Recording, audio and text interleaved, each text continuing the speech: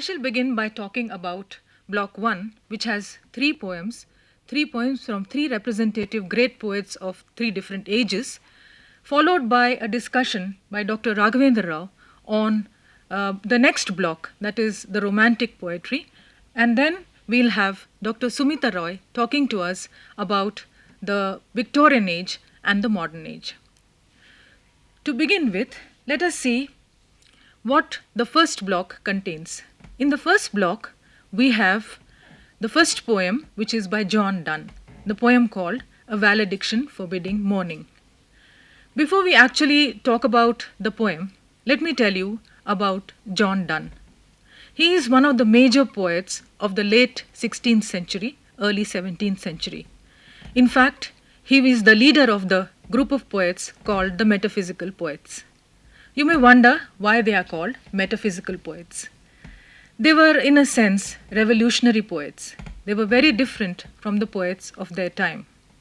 What they did was very strange because they did not follow the conventions either of content or of style that were being followed by other writers of their time, particularly the poets of their time.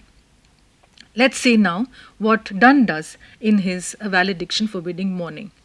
As you see, the title itself says it is an appeal to his beloved, to his wife, asking her not to mourn his parting from her. He tells her not to cry because they are getting separated or they are moving away from each other. To say this, he uses a number of metaphors or a number of comparisons, and these comparisons are most unusual because he compares a pair of lovers to a pair of compasses. You may wonder where the similarity lies. He says the two legs of the compass are like the two lovers, and they will remain steady, and their love will remain steady and strong if they remain far away from each other and come back to their original positions. That is the metaphor which he uses. I cannot discuss the poem in greater detail except to say that the style is very different, that he uses metaphysical conceits in the poem, and that the theme itself is very unusual. The next poem I shall tell you about is Milton's Lycidas. Again, this poem, though it's not a typical poem of Milton in the sense that the poem he is best known for is Paradise Lost. And this poem is one of his early poems. In this poem, Milton takes up a convention which is the pastoral convention and talks about the death of his friend Edward King. He grieves the loss of his friend, pretending to be a shepherd poet. He says his friend is a shepherd poet, he too is a shepherd poet, and that nature, all the objects, all the creatures of nature, all nature in fact, mourns the loss of his friend. He takes this very stylized form of literature, the pastoral form, and grieves the loss of his friend. But he also does some retrospection. He does talk about himself a little in the poem because he attacks the clergy in a couple of lines, and he talks about his own contribution as a poet in literature. The third poem that I shall just touch upon briefly, I think, is The Rape of the Lock. Canto 1 is the one which you are studying in detail, and it is written by Alexander Pope. Pope belongs to an age which is called the neoclassical age. The neoclassical age turns to the classical age, but is in many respects. But Pope's poem is a little different, and I shall tell you just now why it is so. The classical writers of the Greek times, the Greek and the Roman classical writers, were followed by the neoclassics in their diction, in the poem, the style of poetry, and in many other respects. In the choice of theme, in the use of verse, the kind of couplets that they wrote, heroic couplet that they chose to write in, and so on. But Pope's poem is called a mock heroic poem, a mock epic. I think I shall stop at this point of time and go on to, I'll request Dr. Raghavendra Rao to talk about the next age of poetry, which is the romantic age of poetry and the representative poets of that age. Thank you, Professor Pushpa Ramakrishna. The Romantic Age in literature emerged as a reaction to the neoclassical age. It defied the rule of law and the code of reason followed by the neoclassical poets and gave a clarion call to liberalism in literature. It was a total revolution in the realm of English literature. It expressed a new delight in simplicity of theme, feeling, expression, worship of nature in terms of a closer intimacy with the spontaneity of nature and familiarity with the lives and thoughts of men and women. But yet, it showed a concern for the preternatural and the supernatural, as we can see in Coleridge. Wordsworth, 1770 to 1850, is considered to be the high priest of nature, and he sought a visionary and mystical interpretation of nature. He showed intense interest in men as they are and as they are within themselves. And above all, he dealt with the primary laws of nature and humble and rustic life, and addressed himself to expressing or portraying these humble rustic lives in common language, in understandable language, which is devoid of all the adornments. When we come to John Keats, very wrongly considered to be one of the minor romantics, because perhaps he himself very modestly said, "My name will be writ in waters." But Arnold said, he is with Shakespeare, particularly in the felicity of expression. We come to the greatest lover of nature. From the worshipper of nature, that was Wordsworth, we come to the lover of nature when we come to Keats, who perceived nature through his senses, to the sensitivity of his senses, and none is equal to Keats in his sensuousness. And one who is very much in love, as much with life as with death, which is one of the typical romantic tendencies. In the odes, actually, Keats' best genius comes out in his mature exploration of the dichotomies of life and death, mortality and immortality, and the ephemeral life and the permanent art. These are the themes of Keats' odes, and one of the masterpieces among the odes of the world literature is the Ode to a Nightingale, written in 1819. Can I now request Dr. Sunita Roy to talk to us about the Victorian age and a little about the modern ages? I take over from where Dr. Raghavendra Rao has left, and that is the later half of the 19th century. We are talking about the Victorian age that takes the later half of the 19th century and the two modern poets, that is the first half of the 20th century. Unlike the Romantic poetry, which was very sensually appealing poetry, poetry which is very beautiful, which sounded like poetry, there was suddenly in the Victorian age a crisis of values. There was also a crisis of faith, because people could not believe in the accepted notions received from scriptures. And since poetry is a reflection of human experience, these experiences created a kind of conflict. There was an explosion of knowledge of science, for instance, with Darwin's Origin of Species. Poets did not really know which side to take when there was a breakdown of the social and familial structures. There was an unprecedented increase in the country's economy. All these find reflection in poetry as we find it. We have Arnold's Dover Beach, which possibly is closest to, as Dr. Raghavendra Rao was speaking about Romanticism, closest to Wordsworth, because Arnold hero worshipped Wordsworth. He thought that Wordsworth was one of the greatest poets the English language had ever had. Dover Beach uses the symbol of the sea and the beach. The sandiness of the beach represents the erosion of values which he noticed. As a classicist and a traditionalist, he felt that this erosion of values was difficult to live with. But then there was something which made for a symbol of eternity, and that is the sea. the constant moving waves which never stop, is a symbol of eternity. In that eternity, human beings become immortalized through their emotion of love, through their loyalty. And that is how he wanted to keep at bay the difficulties or the crisis of values, the crisis of faith, which he felt everywhere. As I was saying earlier, this course material is the program today is based on the course material which is given to you as part of your third year of English literature. The English literature course deals with the history or the survey of English literature in course 3, where we have told you in unit 4 of block 1 about 20th century writings, in particular about 20th century poetry, and T.S. Eliot is one of the towering figures of that century. The other poet we have discussed, among the other poets we have discussed, is W.B. Yeats. In course 4, which is a detailed course on poetry itself, we have again picked up the same poets whose representative poems we have given you for detailed study.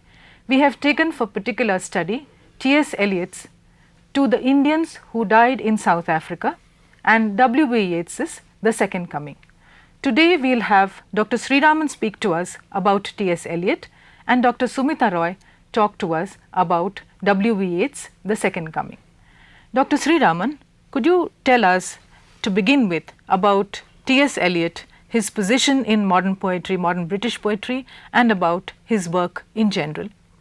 Thomas Stearns Eliot is one of the major English poets of the 20th century and one of the greatest poets of all time. He was born in 1888 and he died in 1965. His best known poems are the love song of J. Alfred Prufrock, Gerontian, The Wasteland,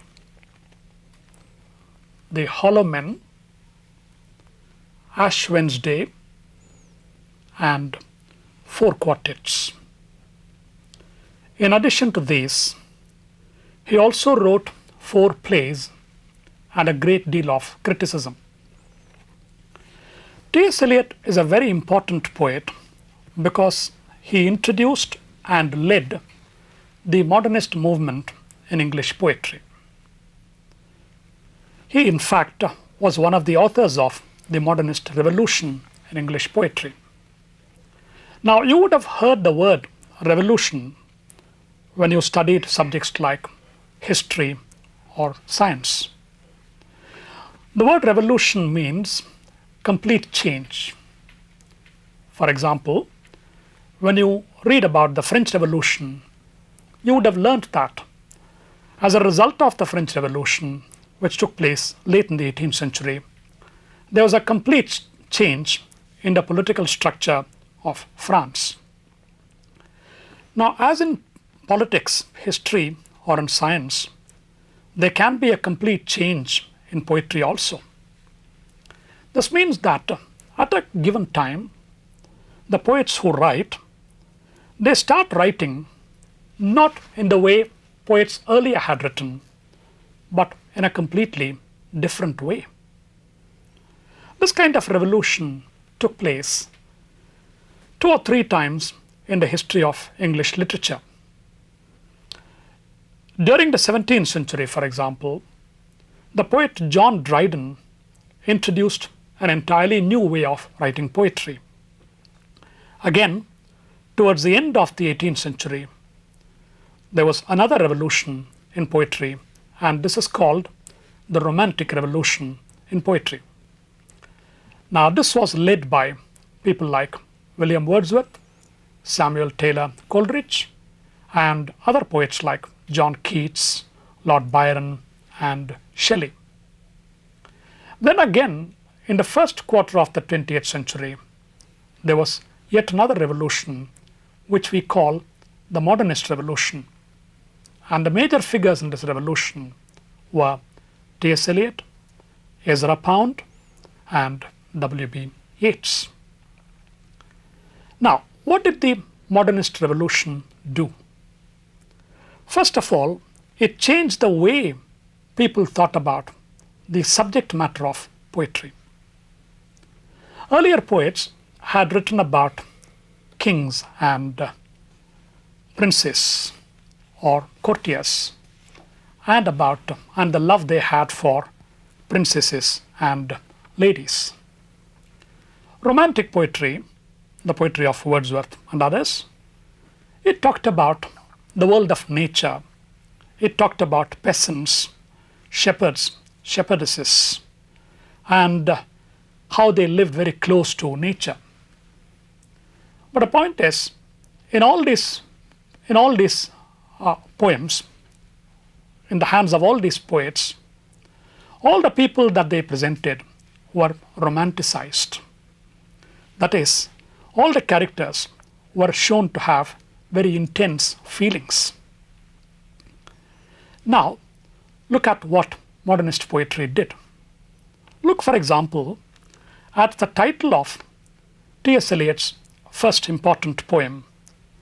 The title is The Love Song of J. Alfred Prufrock. It's the love song of J. Alfred Prufrock. It's not Romeo's song. It's not Venus's song. Now, we would mention the initials, the complete name of any person, only when the person is not well known, is not a famous person. In other words, Prufrock is a person who belongs to the middle class. And T.S. Eliot was one of the first poets who wrote about the middle class. And he wrote about these people in a very unromantic way. If you look at Prufrock, even physically, even in terms of his physical features, he is quite unromantic. There is a bald spot in his head, we are told. And not only the title, throughout the poem, if you read the poem carefully, you would find that though the poem is called The Love Song of J. Alfred Prufrock, there is neither love nor song in it. In fact, you find that Prufrock is incapable of feeling any kind of love, any kind of feeling. You find that though he is the major character in the poem, he is not really the hero of the poem. In fact, he is not a hero at all. He is what we should call now an anti-hero. Right. Now we come to the second aspect of the Modernist Revolution. The modernist poets, and Eliot in particular, not only brought about a change in the subject matter of poetry, the themes of poetry, they also caused this change in the language of poetry. They brought about a major change in the language of poetry.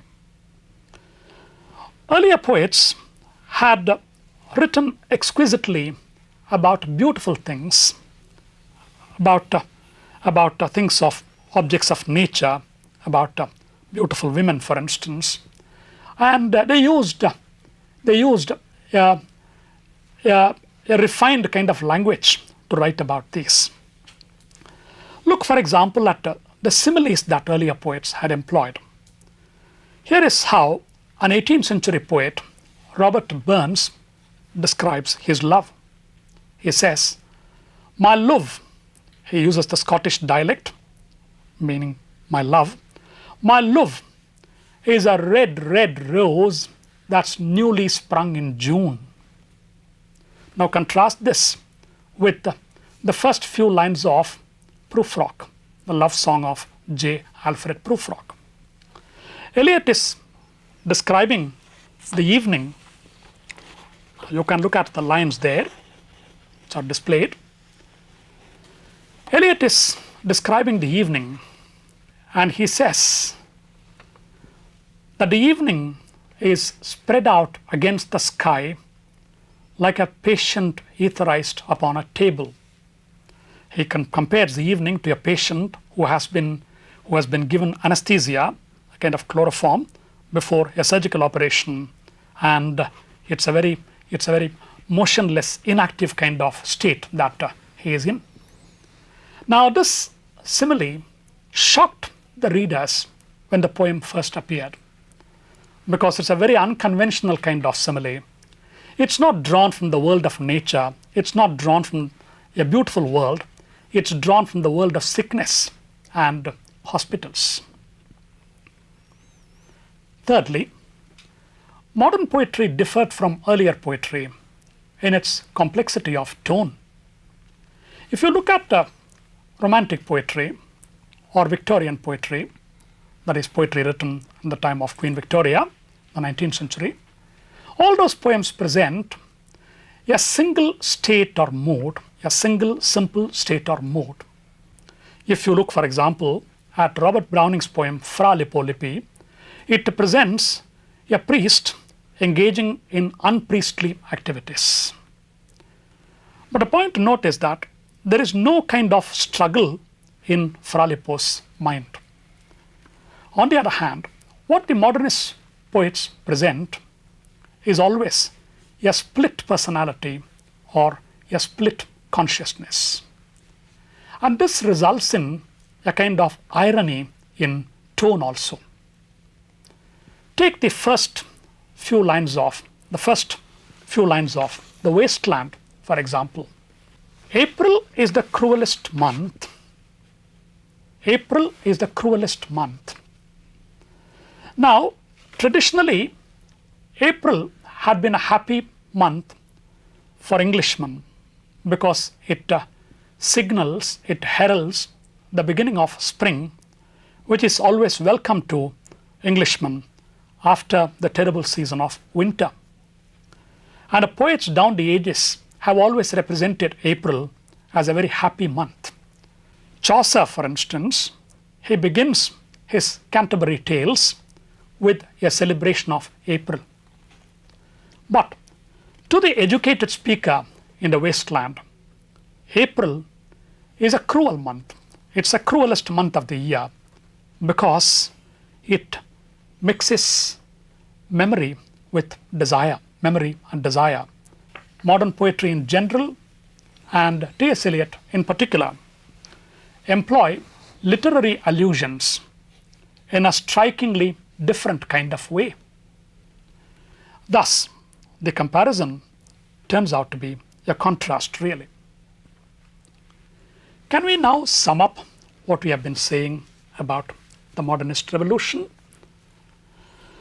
T.S. Eliot revolutionized poetry in 4 important ways. 1, he introduced new subject matter, new themes, and a new sensibility into poetry. 2, he employed a new language for poetry. 3, he introduced complexity of tone. And 4, he evolved a new way of using literary allusions. Yeats has many qualities of the modernist, and therefore we can say that Yeats was a transition poet. William Butler Yeats was born in Dublin in 1865. His father was a lawyer, but he gave up his legal practice to become an artist. And the first few years of his life, William Butler Yeats spent in London. But later he moved to Ireland, to Dublin, or close to Dublin, because he was very eager to express his Irish experience in his poetry. When we talk about his poetry, there are 3 phases of his poems which we talk about. The first phase was in the Romantic tradition, where he wrote similar poems to Spenser, to Shelley, and Blake. The next phase speaks mainly about his Irish experience, his Irish sensibility, and his Irish background. The second coming belongs to the last phase of his poems, which are mainly metaphysical, similar to the poems of Eliot and Ezra Pound. We heard the mention of Eliot's poems just now by Professor Sriraman, and this poem is very similar to that. Now, what Yeats was really trying to do is to compensate for the general loss of religious sensibility of his age. He wanted to put his own age in the perspective of eternal time, and The Second Coming is an attempt in this direction. Similar to this poem is an idea expressed in one of his volumes, and that is A Vision, which was published in 1926. This was formulated with the help of his wife. The Second Coming was written in 1919, immediately after the First World War, and a first reading of this poem gives us the impact of the war. We feel a sense of violence pervading the entire poem, but this is not the only perspective which the poem has. Well, I'm sure everybody has enjoyed listening to this, and you could perhaps go on, but we have constraint for time. May I now request Dr. Sriraman to introduce T.S. Eliot's poem, the poem which we have prescribed for study, that is To the Indians Who Died in South Africa, and to tell us also how it is different from his other works. My earlier remarks, I told you about the radical way, the revolutionary way in which T.S. Eliot reconstituted poetry. But Eliot was also a traditionalist in a number of ways. He called himself a royalist in politics, for example. He was a royalist, that is, he believed in monarchy, he did not believe in democracy. So far as his religion is concerned, he was born a Protestant, but he became an Anglo-Catholic. He got converted to one of the older faiths, namely Catholicism. And he had very high respect for the ancient religions of the world, Hinduism and Buddhism. One of the sections in the wasteland is called the Fire Sermon, and that is the name of a sermon preached by the Buddha. In the last section of the wasteland, we have 3 pieces of advice given in our Upanishads. Eliot knew and admired the Bhagavad Gita, in particular the philosophy of detachment, which is advocated in the Gita. Now, that is precisely the theme of the poem that you have to study, To the Indians Who Died in South Africa. The Gita talks not only about detachment, but it also says how we should engage in action without caring for the fruits of the action. Thank you, Dr. Sriraman, and thank you, Dr. Sumita, for being here with us and for making this a very lively discussion on poetry in general and in specifically on Yeats and Eliot. I hope our audience has benefited from this discussion, because I think we have not only discussed the 2 poems which we are asked to do. To sum up, what we have actually said is you looked at Eliot's general contribution to British poetry, modern British poetry, and we have looked at Yeats's work, especially The Second Coming, in great detail, and we have looked at the poem which we have prescribed for our learners, that is To the Indians in South Africa.